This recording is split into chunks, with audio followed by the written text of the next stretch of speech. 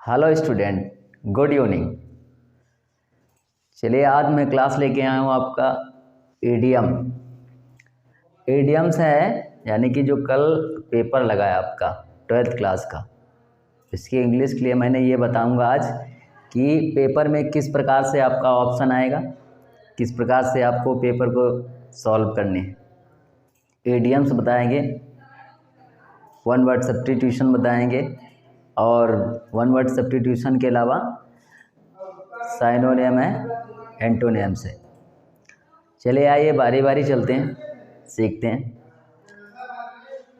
और इसके बाद मुझे बताएं भी कमेंट करके कि कैसी लगी क्लास। लोग स्टूडेंट्स देख लेते हैं और फिर बताते नहीं हैं कि हाँ कैसी नहीं कैसी रही क्लास सर, तो कमेंट करके ज़रूर बताइए। और अपने जो साथी हैं उनको भी लिंक करके भेज दीजिए ताकि वो भी देख लें। कल वाला पेपर है, सबका सही हो जाए, जहाँ तक है सबको पता चल जाए, अच्छी तरीके से समझ में भी आ जाए। लिंक सभी को क्लिक करके लिंक करके भेज दें, ठीक है। चलिए आए चलते हैं।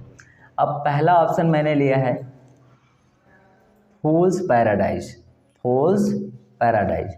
अब ये फूल्स पैराडाइज का मतलब क्या होता है? फूल्स पैराडाइज का मतलब होता है यानी कि ये एक इडियम्स ऐसा होता है, इसका अर्थ अलग, इसका अर्थ जैसे फ्रेज और जैसे पढ़े होते हैं, आपने पढ़े हो फ्रेज पढ़े होगा आप, फ्रेज वो अलग से बनते हैं, उसका अर्थ होता है जो अर्थ को उसके मीनिंग के हिसाब से नहीं निकलता है।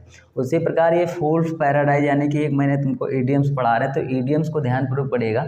मैं आपको इतनी आसानी तरीके से बता दूंगा कि आप बहुत सरलता से, अगर हम आ भी गए कोई क्वेश्चन अपने अच्छी से आसानी से टिक कर सकते हैं। जैसे आप फूल्स पैराडाइज यानी कि फूल्स पैराडाइज, फूल्स पैराडाइज होता है मूर्ख का कल्पित स्वर्ग।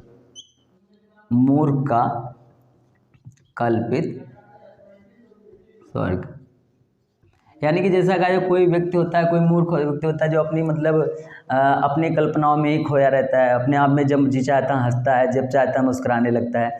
उसी प्रकार जैसे अब इसमें एक इस प्रकार से आपके अगर बोर्ड एग्जाम में आएंगे तो इस प्रकार से ऑप्शन होंगे A B C D।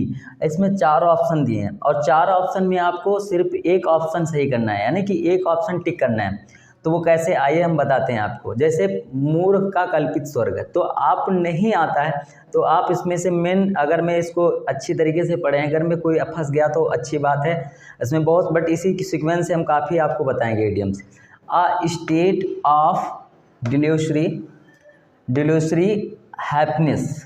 तो अ स्टेट यानी कि एक स्थिति ऑफ डिल्यूसरी यानी कि कल्पना में, हैप्पीनेस खुशी, यानी कि कोई व्यक्ति है यानी कि एकदम सोचता रहता है और वो क्या करना, एकदम हंसने लगता है, तो कहते हैं, तो सामने वाला भी देख देख के पागल है क्या, हंस क्यों रहा है। तो इसी प्रकार जैसे एक व्यक्ति होता है जो एक स्थिति अचानक वो क्या नाम खुशी हो जाना, हंस जाना, यानी कि कल्पना में, यानी कि एकदम कल्पना काल्पनिक रूप से। जैसे टू बी आ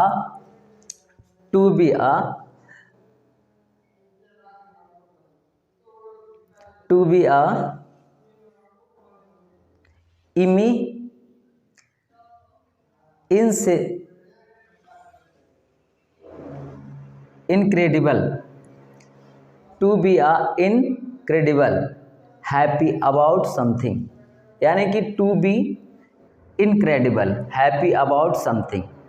इनक्रेडिबल यानी कि ज़्यादा से ज़्यादा, हैप्पी अबाउट समथिंग यानी कि कोई ना कोई वस्तु है, ज़्यादा मतलब खुशी हो जाता है, तो इनक्रेडिबल यानी कि खुशी। तो ये भी नहीं, to be in a place filled with a foolish people, यानी कि कोई स्थान है वो मतलब कैसे मूर्ख लोगों से भरा है, यानी कि कोई स्थान है मूर्ख लोगों से भरा, तो इसको भी नहीं कहा जा सकता है कि कोई स्थान है जो मूर्ख लोगों से भरा है, तो वो भी एक कल्पना काल्पनिक थोड़ी नहीं, जो वो ऑलरेडी वो मूर्ख है ना, तो वहाँ पे भी नहीं बोला जा सकता। तो to be feel like a fool, to be feel like a fool in company of many smart man, यानी कि बहुत ज़्यादा बुद्धिमान, ज़्यादा लोग, मतलब जैसे कहा जाए जो ज़्यादा अपने आप को स्मार्ट यानी कि समझते, उन लोगों के बीच में कोई ऐसा व्यक्ति जो अपने आप को महसूस करता है लाइक अ फूल, यानी कि एक मूर्ख महसूस करता, तो ये भी नहीं होगा। स्टूडेंट की यानी कि जो इनक्रेडिबल हैप्पी यानी कि ज़्यादा खुशी, अबाउट समथिंग किसी ना किसी वस्तु को लेकर ज़्यादा खुश होता, तो वो भी नहीं हो सकता है। और हैप्पी यानी कि जो एक व्यक्ति होता है यानी कि फुलिश पीपल, यानी कि लोग फुलिश पीपल यानी कि जो fleet with a foolish people यानी कि फुलिश मूर्ख लोग हैं, जहाँ पे काफ़ी लोग एक स्थान पे हैं, वो भी नहीं हो सकता। तो आपका पहला ऑप्शन यानी कि आ स्टेट यानी कि एक स्थिति ऑफ डिल्यूसरी हैप्पीनेस, यानी कि जो एक स्थिति है यानी कि उसकी हैप्पीनेस यानी कि जिसको कल्पना में खुशी करता है। तो आपका ये पहला ऑप्शन सही जा रहा है कि फूल पैराडाइज, मूर्ख का कल्पित स्वर्ग। चलिए आगे चलते हैं। जैसे दूसरा आपने get rid of, get rid of मतलब उसका छुटकारा पाना, छुटकारा पाना, छुटकारा पाना। बहुत सारे लोग ऐसे होते हैं परेशान किसी काम से उब जाते हैं, कहते हैं अरे यार अब नहीं, मुझे छुटकारा पाना है, परेशान हो गया हूँ, उब गया हूँ, परेशान हो गया हूँ, इसी प्रकार की बहुत सारी चीज़ें आती हैं। यानी कि तब उसके गेट राइड ऑफ, मुझे अब छुटकारा पाना चाहिए।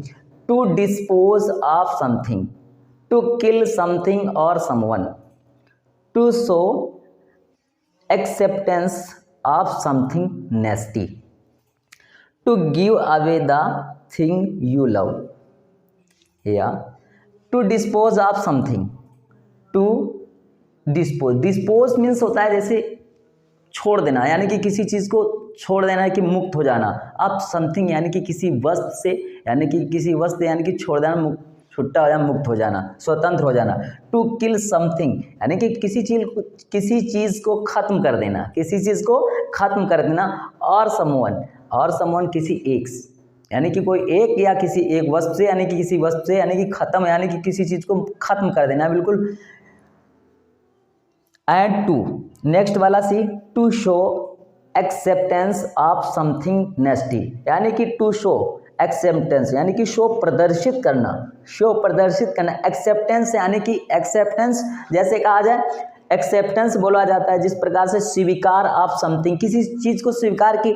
नेस्टी यानी कि समथिंग नेस्टी यानी कि बुरी वस्तु को नेस्टी ऐसे प्रदर्शित करना, ये भी नहीं होगा।